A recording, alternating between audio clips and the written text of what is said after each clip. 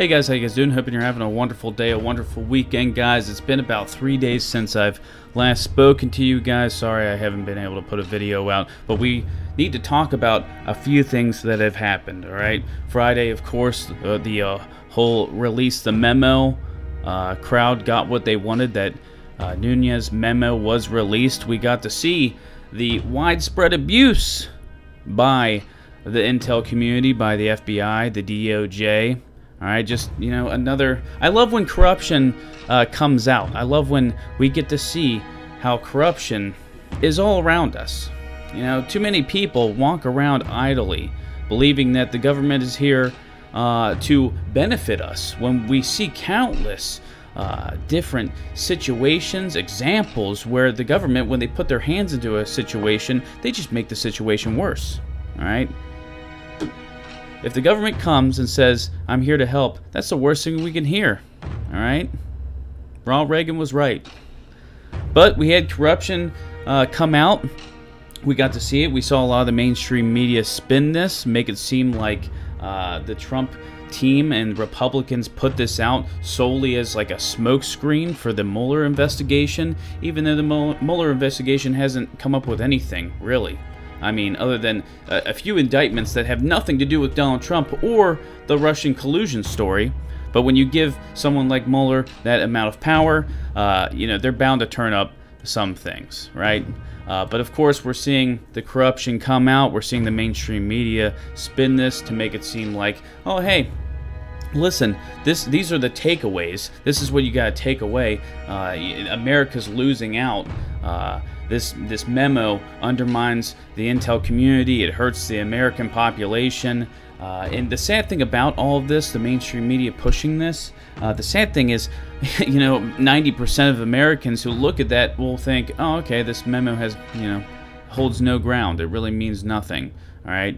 The other sad thing is the people who do believe, you know, the Trump followers, the patriots of this country, who wanted this memo released. You know, this is just going to divide us, Democrats and Republicans, even more. But that's exactly what they want. All right. That's why they push race so much, because they want to divide us. All right. 90% of them, 99% of these politicians, a vast majority, if you catch my drift, Republicans and Democrats, they don't really give a damn about us. All right. We are votes and we are a paycheck. All right. But that's the last I'm going to talk about that. Just love corruption coming out so we can see what the hell is really going on. Another thing we need to talk about was the Russian jet that was shot down in Syria. Since that's happened, we're seeing a bunch of different airstrikes and military movements within Syria from Russia and Syria. Alright, there's widespread damage. Nearly 175 airstrikes according to this morning's report, from both Russia and Syrian warplanes. This is all happening in the Idlib region. Alright? There's also widespread reports that chlorine bombs are being used, that chemical weapons are being used. Alright, and this is very important. Why? Because the United States of America has stated multiple times, if chemical weapons are used in Syria, then the U.S. and her allies would act. Alright? We've been talking about how the situation in Syria was not going to go away. It was going to get way worse. Alright, the civil war isn't over. The growing war that will happen in Syria isn't over. And we're seeing that right now. It's only escalating.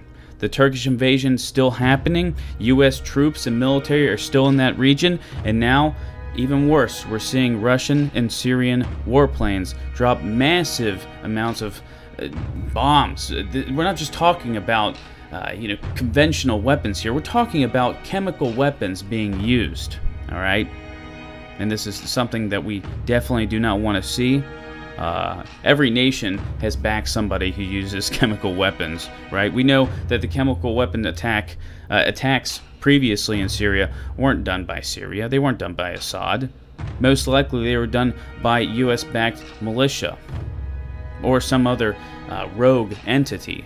All right, but the U.S. still blames Syria. But now we're getting reports that Russia and Syria are not playing around, and they are using chemical weapons at this time.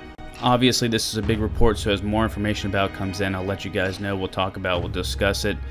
have a beer, guys, say a prayer, especially for these people in this region in Syria. And as always, guys, keep your eyes to the skies. Thank you.